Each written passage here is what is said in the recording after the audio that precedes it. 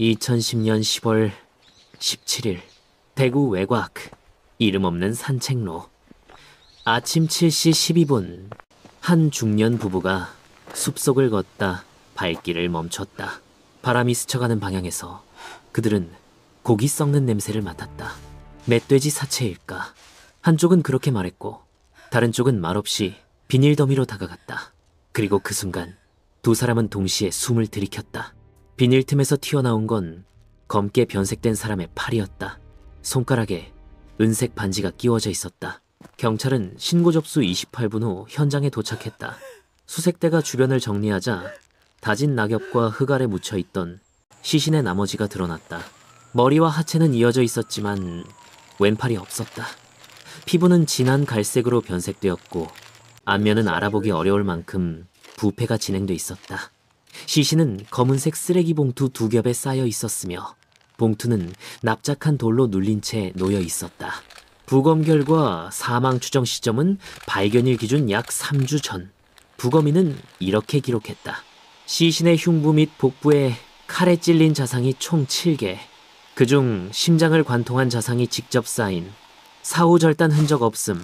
상처는 생전 행위에 의한 것으로 보임. 그리고 다음 줄에는 이 문장이 추가됐다. 피해자의 손톱 아래에서 이물질 및 인간 조직 일부 채취, 감식 진행 중. 기술은 과학보다 빨랐고 과학은 기억보다 오래갔다. 시신은 신속히 신원 확인되었다. 반지에 새겨진 이니셜, 치아 기록, 그리고 실종 신고 일지. 피해자는 33세 여성 유혜진, 오호은행 대구 동부지점 직원. 마지막으로 목격된 날은 9월 27일 저녁 6시 30분 퇴근 시간이었다. 그녀는 퇴근 후 집에 들어가지 않았다. 휴대폰은 다음날 새벽 3시 송현동 중계기에서 마지막 신호를 남긴 후 꺼졌다. 실종 신고는 열흘 후 회사 동료에 의해 접수됐다. 경찰은 처음에 단순 가출로 분류했지만 그렇게 말하던 사람들 중 누구도 그녀가 절단된 시신으로 돌아올 거라 생각하진 않았다. 현장에서 채취된 흔적은 거의 없었다. 비에 씻긴 흙길 위 희미한 타이어 자국 하나. 너비와 깊이로 추정한 차량은 1톤 이하의 소형 트럭. CCTV는 존재하지 않았고 근처에 거주 인구도 없었다. 봉투 외엔 아무것도 남지 않았다. 지갑도 신분증도 전화기도. 그녀가 살아있던 흔적은 오직 그 은반지 하나뿐이었다. 시신은 속옷만 입고 있었다. 외상 흔적은 없었고 성폭행 정황도 발견되지 않았다. 그녀는 공격당했지만 목적은 성적 충동이 아니었다. 부검인은 말 대신 침묵으로 보고서를 덮었다. 분석 결과 사체 주변에서는 혈흔이 발견되지 않았다. 이 말은 곧 그녀는 이곳에서 죽은 것이 아니라는 뜻이었다. 살인은 다른 곳에서 이뤄졌고 이 숲은 단지 버리는 장소였을 뿐이다. 이쯤에서 질문이 바뀌기 시작했다. 누가 그녀를 죽였는가가 아니라 누가 그녀를 이렇게 취급했는가. 은행 동료들은 그녀를 조용하고 성실한 사람이라고 묘사했다. 특별히 친한 사람도 적대적인 인물도 떠오르지 않는다고 했다. 그녀는 홀로 살았고 가족은 지방에 거주 중이었다. 결혼하지 않았고 몇 달 전 남자친구와 결별했다. 사람들과 일정한 거리를 유지했으며 사적인 이야기를 쉽게 꺼내는 성격이 아니었다. 이 도시에는 혼자가 많다. 혼자 일하고 혼자 먹고 혼자 죽는 사람들. 대부분은 잊힌다. 하지만 이 죽음은 잊힐 수 없었다. 너무 조용했고 너무 철저했으며 너무 차가웠다. 사건 초기 경찰은 3명의 참고인을 확보했다. 첫 번째는 전 남자친구 이광민. 그는 피해자와 최근까지 연락을 주고받았고 다툰 적도 있었다. 하지만 그날 그는 안동에서 친구 결혼식에 참석 중이었고 수십 장의 사진과 영수증이 이를 증명했다. 두 번째는 은행 지점장. 피해자와의 관계에 대한 소문이 있었지만 그의 집과 사무실을 수색한 결과 아무런 물증도 나오지 않았다. 세 번째는 피해자의 옆집에 사는 여성. 마지막으로 피해자를 봤다고 했지만 갈등은 없었다고 진술했다. 집 내부에서도 특이점은 발견되지 않았다. 모두가 그녀를 알고 있었지만 아무도 그녀를 알지 못했다. 그 누구도 그녀가 왜 죽어야 했는지를 설명하지 못했다. 그리고 그렇게 2010년 가을에 이 사건은 미제 사건으로 분류됐다. 유해진은 숲속에 묻혔고 그녀를 죽인 이는 사람들 속에 섞여 사라졌다. 그녀의 이름은 반지에만 남았고 그 반지는 보고서의 사진첩으로 옮겨졌다. 그 반지 위에 글자는 마모되어 있었지만 마지막 한 줄은 읽을 수 있었다. 너는 빛처럼, 이 빛은 오래도록 어둠 아래에서 꺼지지 않았다. 유해진의 시신이 발견된 지 3일 후 경찰은 그녀의 직장, 거주지, 그리고 주변 인물에 대한 탐문을 시작했다. 수사는 조용한 일상의 균열을 파고들며 그녀가 어떤 방식으로 삶을 마감하게 되었는지를 추적해 나갔다. 첫 번째로 호출된 인물은 전 남자친구였다. 두 사람은 몇 달 전까지 교제 중이었고 그 이후 연락이 끊기지 않았다. 문자 기록에는 다툼의 흔적이 남아 있었고 통화 내역은 반복적으로 밤늦게 그가 전화를 걸었다는 점을 보여줬다. 그러나 9월 27일 사건 발생 당일 그는 경북 안동에서 결혼식 참석 중이었다. 결혼식 영상, 하객 명단, 카드 사용 기록, 주유소 CCTV 그 어느 것 하나도 그의 부재를 반박할 수 없었다. 증오와 의심은 증거 앞에서 뒤로 물러섰다. 두 번째는 직장 상사였다. 지점장은 피해자와 업무 외적으로도 가까운 사이였다는 이야기를 동료들이 흘렸다. 하지만 진술과 달리 그는 그날 집에서 외출하지 않았다. 아파트 엘리베이터 CCTV, 출입 기록, 집안 인터넷 사용 시간까지 모두 자리를 지키고 있었음을 입증했다. 이쯤 되면 수사 기록에 이름이 올라온다는 사실만으로도 누군가의 인생은 조용히 무너질 수 있다는 걸 보여준다. 어떤 사람은 평생 잊히고 싶어하고 어떤 사람은 잊히는 게 죄가 된다. 세 번째는 옆집에 살던 여성.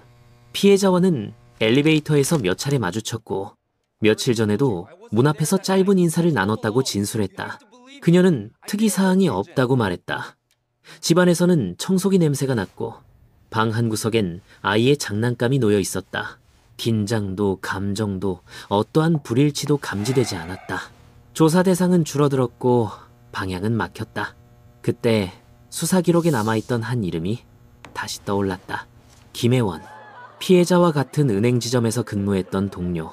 초기 진술에선 그저 한때 친했다는 짧은 언급뿐이었지만 자료를 들여다본 경찰은 이상한 점 하나를 포착했다. 김혜원은 유해진의 실종 직후 퇴사했다. 사직서 제출은 9월 28일, 접수일은 29일. 그 사이에 48시간. 이름은 존재했지만 위치는 없었다. 등본상의 주소지엔 아무도 살고 있지 않았고 연락처는 정지된 상태였다. 긴급 조회로 확보한 통신 이력조차 그녀가 9월 말 이후로 그 어떤 통신망에도 접속하지 않았음을 보여줬다. 누군가 실종되었을 때 남는 건 빈자리다. 하지만 누군가 사라졌을 때 남는 건 의도다. 그리고 그녀는 사라진 쪽에 가까웠다. 피해자의 회사 메신저를 복원한 디지털 수사팀은 과거 몇 달간 그녀가 김혜원과 나눈 메시지를 확보했다. 처음에는 식사 약속, 커피 권유, 업무 관련 격려. 그 후 답장이 끊겼다. 그리고 김혜원의 메시지 톤은 보고 싶어 해서 왜 피하냐로 변했다.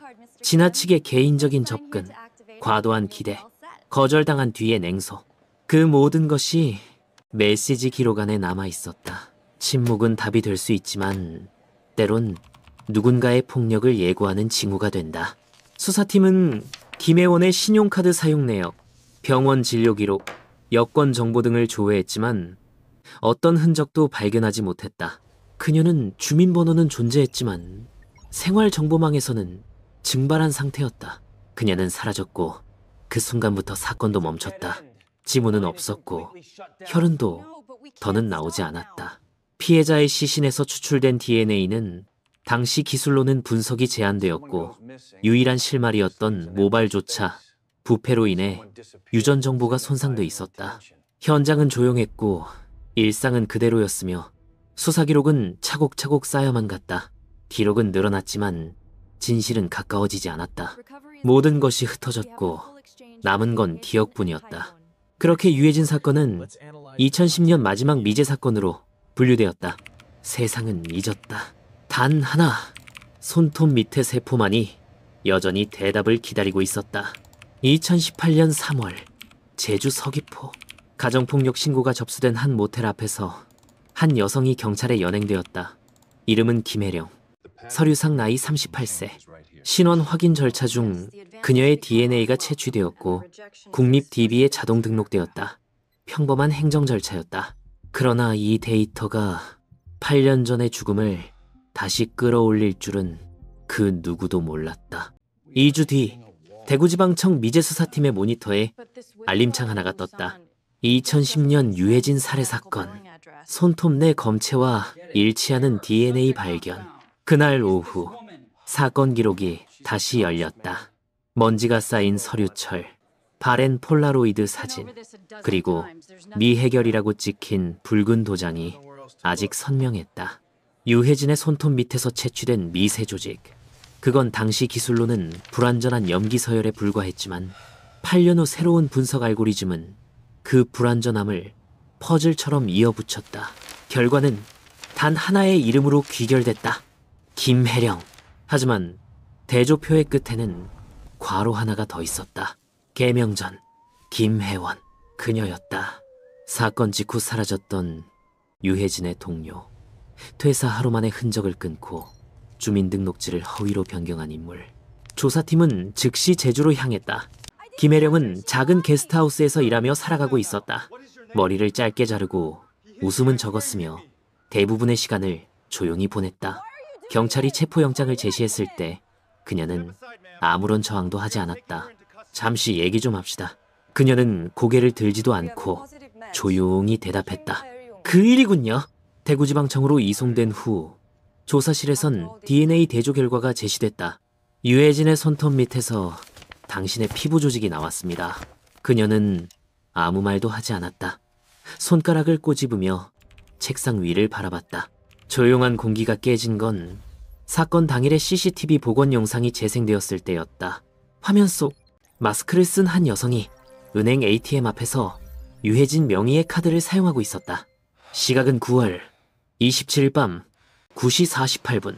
그녀가 사라진 바로 그날이었다.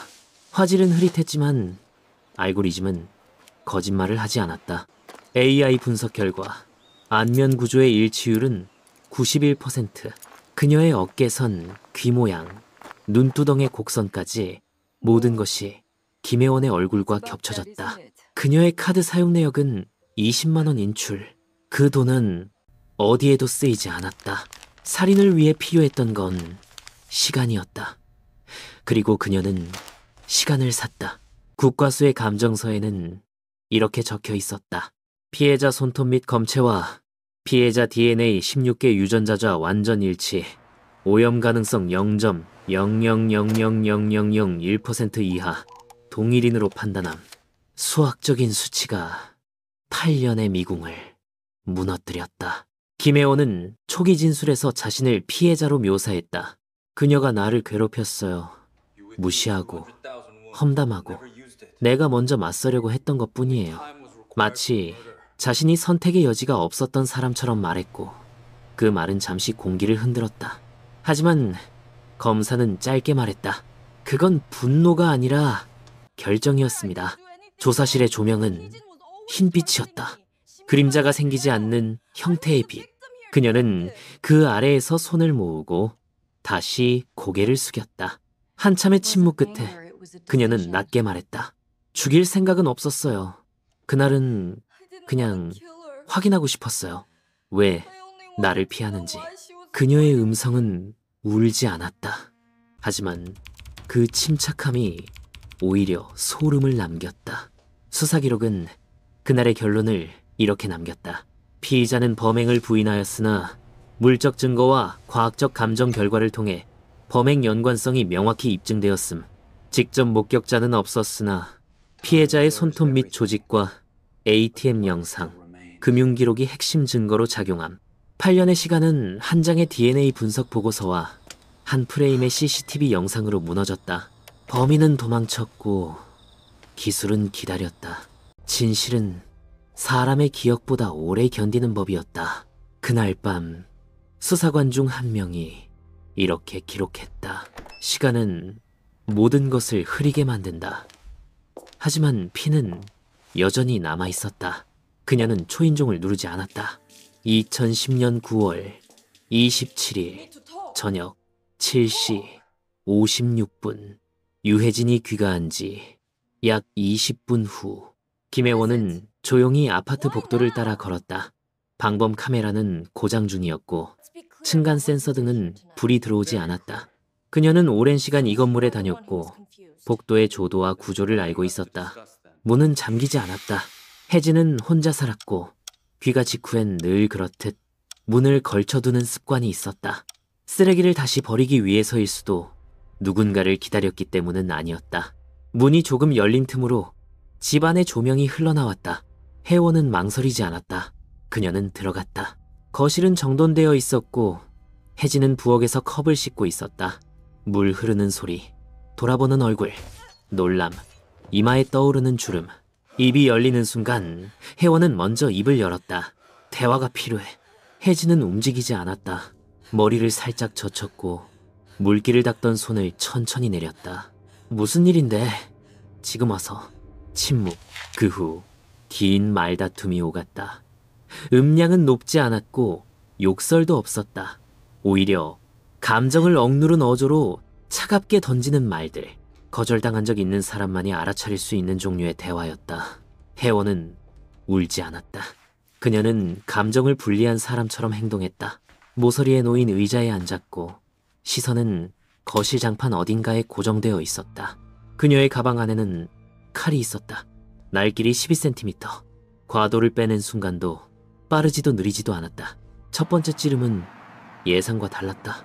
혜진은 반사적으로 몸을 틀며 손으로 막았고 팔뚝에 깊은 자상이 생겼다. 그녀는 비명을 지르지 않았다. 대신 칼을 잡은 손목을 밀쳤다. 그 과정에서 손톱이 피부를 깊게 파고들었다. 거기에서 피의 피부 조직이 떨어졌다. 두 번째 칼질은 명확히 흉부를 향했다. 세 번째는 복부. 네 번째는 아무데나. 그녀는 넘어진 후에도 움직였다. 짧고 얕은 숨소리. 손가락을 뻗으려는 미세한 몸부림. 거실 바닥에 번지는 피는 둥글지 않았다. 칼날이 멈춘 건 혜진의 숨이 끊어진 뒤였다. 현관을 나선 건 자정 무렵. 혜원은 바닥을 걸레로 닦았고 물티슈로 손잡이와 스위치를 닦았다. 이불을 꺼내 시신을 감쌌고 집 앞 도로에 렌터카를 세웠다. 1톤짜리 소형 트럭. 번호판은 렌트 회사에서 등록된 임시번호였다. 추적은 가능하지만 당시 현장에선 무관심할 정도의 정보였다. 트렁크에 실린 시신은 봉투 2겹에 담겼다. 머리는 비닐 속에 밀착됐고 양손은 묶였다. 왼팔의 손가락뼈는 나중에 따로 발견됐다. 당시 혜원은 목격되지 않았다. 마스크와 모자, 누가 보면 평범한 야근 퇴근자였다. 유기장소는 사전에 검색해두었던 폐산책로 근처 숲, 대구 도심에서 약 30분 거리. 비 오는 날이면 사람 하나 다니지 않는 외딴 길. 그녀는 숲을 깊숙한 곳에 시신을 던지듯 내려놓았고 주변의 나뭇잎과 흙을 덮었다. 마지막으로 커다란 돌을 그 위에 얹었다. 돌 아래 시신이 있다는 사실을 아는 사람은 단 한 명이었다. 그 후 그녀는 돌아와 사직서를 냈다. 메일은 짧았다. 개인 사정으로 퇴사합니다. 그 다음 날 그녀는 휴대폰 번호를 바꿨고 신분증을 재발급받았다. 그 다음 주 그녀는 김혜령이라는 새 이름으로 제주도로 향했다. 그녀는 다시 웃지 않았다. 지나치게 밝은 사람을 보면 불편했고 전화벨이 울리면 손을 떨었다. 그녀는 비밀을 안고 사는 사람이었다. 하지만 비밀은 오래도록 침묵하지 않는다. 그건 언젠가 증거로 바뀐다. 2020년 6월 3일 김혜령은 대구지검에 의해 살인 및 사체유기 혐의로 구속 기소되었다. 피해자는 전 동료 유해진. 범행일은 2010년 9월 27일. 체포까지 걸린 시간 9년 8개월. 사건의 실체는 뚜렷했다.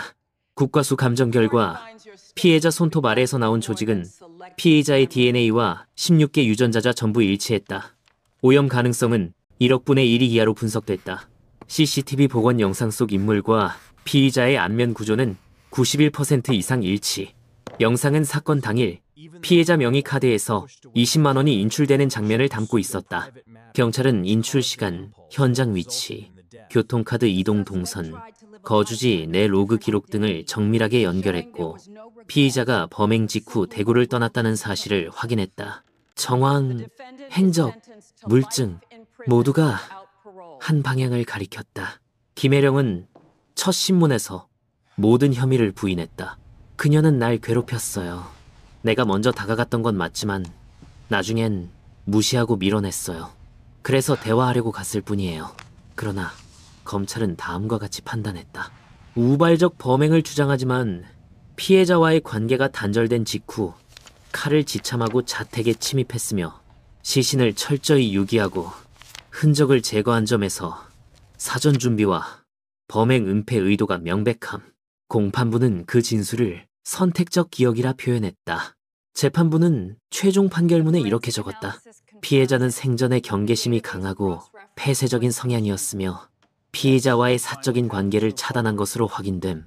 그럼에도 불구하고 피의자는 피해자의 사생활에 침투하여 사적인 감정을 충동으로 표출하였고 이 과정에서 살인을 저질렀음.